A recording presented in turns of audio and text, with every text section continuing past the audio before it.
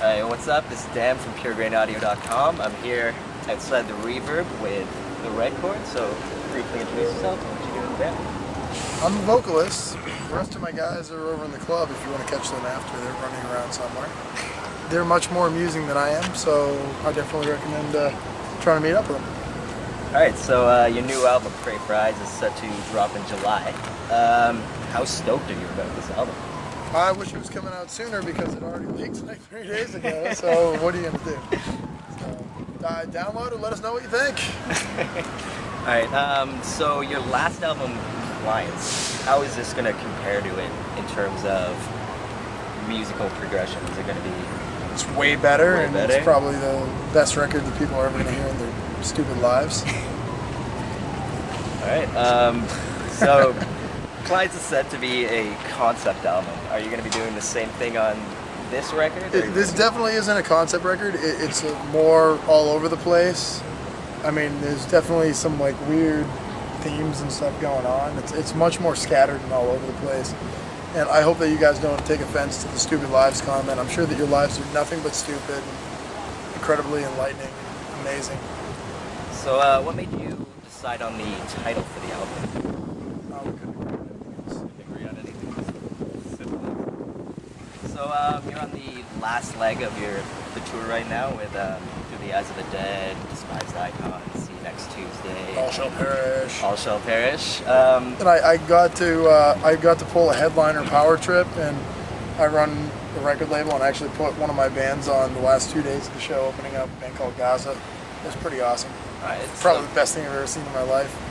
So any crazy tour stories you want to share with us? What's been going on? Or? No, it's actually been really low key and just pretty enjoyable. Like yesterday was like one of the only fights of the whole tour, so it's not even like I kind of thought that there might have been just like a total war zone at some points, but no, tour has been smooth. Despised Icon broke down a couple times. That I guess wasn't so smooth, but otherwise it's usually us breaking down all the time. So I'm glad it was them and not us. Sorry, Despised Icon.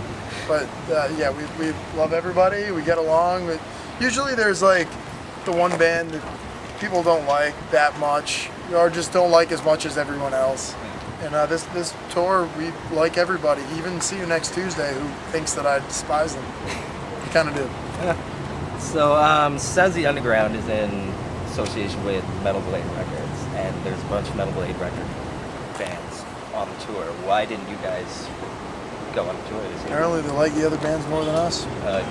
No invites, nothing like that? I guess not, so nope. Sounds of the Underground. Thanks for having us. We did Sounds of the Underground the first year of it. We did like a week. Yeah.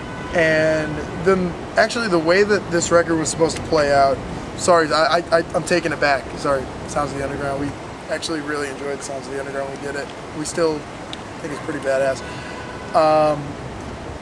Pretty much, we were supposed to have a record come out in September, at least that was our understanding.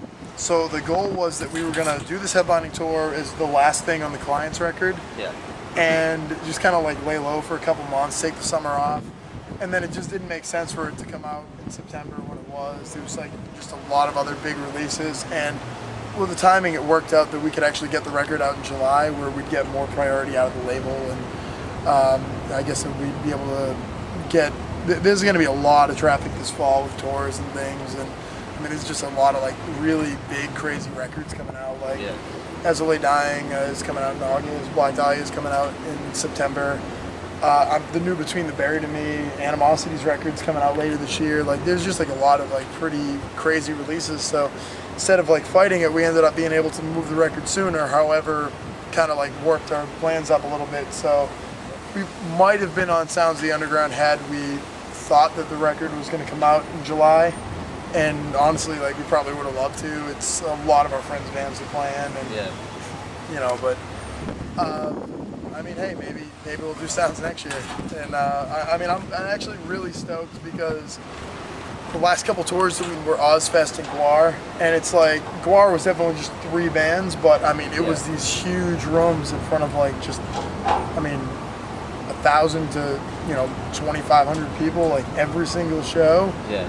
And we were definitely like, not that there's never a complaint with playing to that many people, but we were definitely kind of curious to get back on the road and like show our worth as a headliner, and actually, if not as a headliner, go back and do a tour in small rooms with small stages. And it's like, that's kind of where our hearts are, is, you know, playing the VFW halls and the tiny venues. And, you know, we did so many shows in like people's houses and basements and whatever. So it was pretty exciting to come back and do this with like bands a little bit more our speed. And you know, even though that Guar Municipal Waste Tour is like one of the best experiences I think we've ever had as a band. So recently you went through a guitarist tryout. Was there a reason behind this, and how did it turn out? Well, it was a guitarist tryout because we lost a guitar player. Obviously. Obviously, yeah. But yeah, like our guitar player, John, actually did the record with us. It was the smoothest member transition that could ever be. John had gotten engaged, and he was going, he wanted to, when he kind of joined the band, we never even announced it because we lost the guitar player that was on Clients and Fuse Together. And it was kind of like an abrupt thing, and we ended up getting John to fill in on pretty much short notice. And he played with us for a year and toured with us for a year, and I mean, even like wrote the new record, and it was pretty awesome to like work with him. But his heart wasn't as into playing live music as it was into recording music, so he went and he had just graduated Full Sail University down in Florida for audio engineering, and that's what he's doing right now. He's got a studio up in New Hampshire, and he's killing it, recording every band under the sun right now. So other than tours and your release coming out in July, any other plans for 2007 that you can think of? Actually, so we're doing that Between the Buried and Me, Cephalic, and the End tour, which I actually just found out the End isn't doing the Canadian dates, which kind of weird. So Thanks for dropping off the Canadian dates, losers. But I'm actually pretty excited to see the End.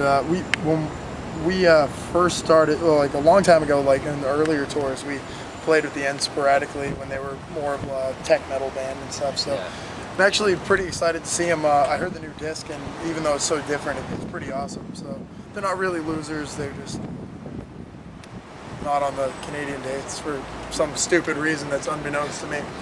But we're actually going out. We'll be coming back again, probably I think some in Canada, but primarily in the States, with Cannibal Corpse, Black Dahlia Murder, Goat Whore, and Aeon.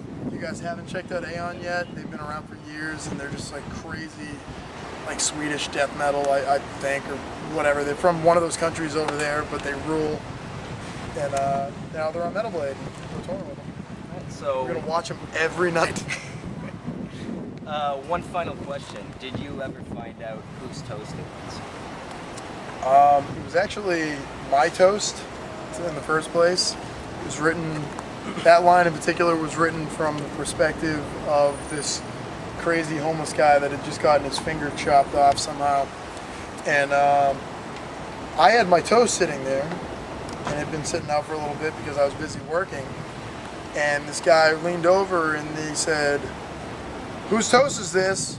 Fuck it, it's mine now." And he grabbed it, and I was like, "My toast." And yeah, so I mean, you know, people have always dropped the "whose toast is this" line on the interviews, but like I've never actually explained it. So you heard it here first. All right, so toast it up. Toast it up. This is Brainiac from PureGrainAudio.com, and much love coming out from the Red Chord. High five. High five. And that was kind of a shitty high five. Here we go. Peace.